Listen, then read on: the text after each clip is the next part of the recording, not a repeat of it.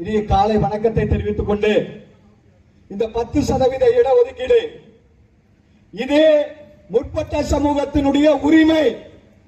நாங்கள் சலுகையை கேட்டு வரவில்லை, பிச்சை எடுத்து வரவில்லை, எங்கள் உரிமையை கேட்டு இன்றைக்கு போராடி கொண்டிருக்கிறோம்.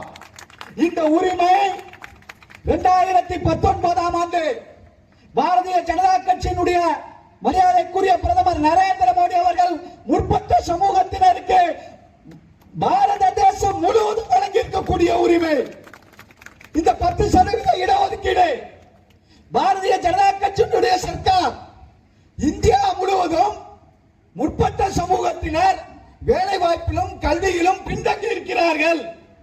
இவர்கள் முன்னேற வேண்டும் என்பதற்காக கொடுக்கப்பட்ட சலுகை. 2019 பிஜேபி இந்த சலுகையை அறிவிக்கிறார்கள், இந்த இடஒதுக்கீட்டை அறிவிக்கிறார்கள். நாடாளுமன்றத்தில் 2019 ஆண்டு நாடாளுமன்றத்தில் ஜனவரி மாதம் விவாதத்திற்கு வருகிறது.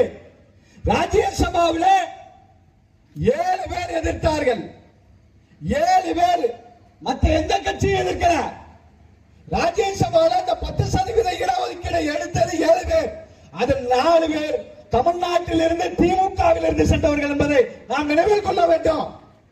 இந்த கூட்டத்தை ஏற்பாடு செய்த உடனே நேற்றுக்கு நம்முடைய நிர்வாகிகள் சந்திச்ச காவல்துறையினுடைய அதிகாரிகள் சொல்லியிருக்காங்க, குற்றாலன் வராரா, அவர் திமுக வைத்து பேசுவார, திமுக விமர்சனம் பண்ணி பேசுவார, கொஞ்சம் பார்த்து பேச சொல்லுங்க. என்ன பார்த்து பேசுறது? திமுக நிலையா இந்த 10% இடஒதுக்கீடு எதிர்த்து நாடாளுமன்றத்தில் ஓட்டு போட்டது. அப்ப திமுகவை எதிர்த்து பேசாம நாங்க கைகட்டி வேடிக்கை பார்க்க முடியுமா? யோசிச்சு பாருங்க. திமுக இதுல விமர்சனம் பண்ண, நான் அரசியலுக்கு அப்பாற்பட்ட இயக்கம், சைவ சங்கமும் அரசியலுக்கு அப்பாற்பட்ட இயக்கம். ஆனா எங்களுடைய உரிமையை எதிர்த்து ராஜ்யசபாவில் 4 பேர் வாக்களித்தார்கள்.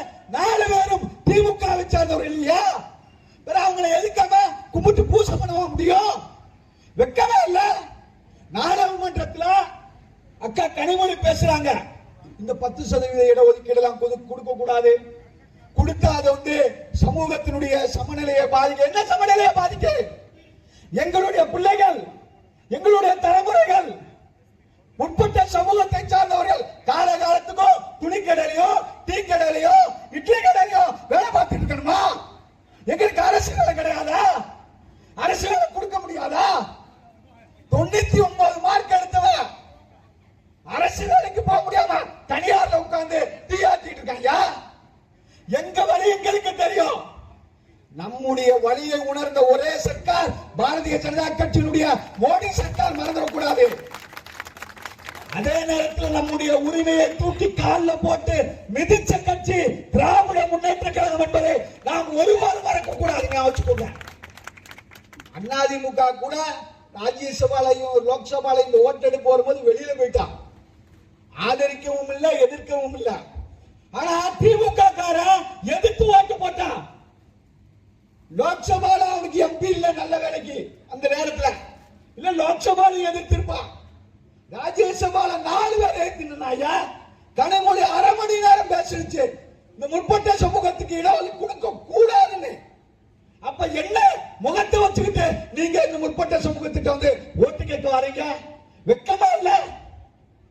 என்னைக்கு இந்த 10% இடஒதுக்கீட்டை திமுக எதிர்த்ததோ அன்னையில இருந்து திருநெல்வேலி தொகுதியில திமுக மண்ணை கவுனிட்டு வச்சுக்க. நாங்களா சோப்புல உப்பு போட்டு சாப்பிடுற பரம்பரை. ஒரு காலமும் இனிமே திமுகக்கு முற்பட்ட சமூகத்துக்கார ஓட்டு போட மாட்டான், உப்பு போட்டு சாப்பிடவும் போட மாட்டான்.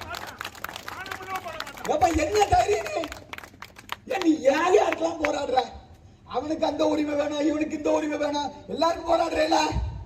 அப்ப எங்களுக்கு 10% எதிரா நீ போராடுறேன்னா என்ன அர்த்தம்? இங்க இருக்கிற பிள்ளை வாழ் பிராமணம்லாம் என்ன சொன்னாலும் ஓட்டு போடுவான், மண்டே ஆட்டிட்டு உதயசூரியன்ல குத்துவான்னு நினைச்சிருந்தா அதெல்லாம் 2019 முடிஞ்சு போச்சு.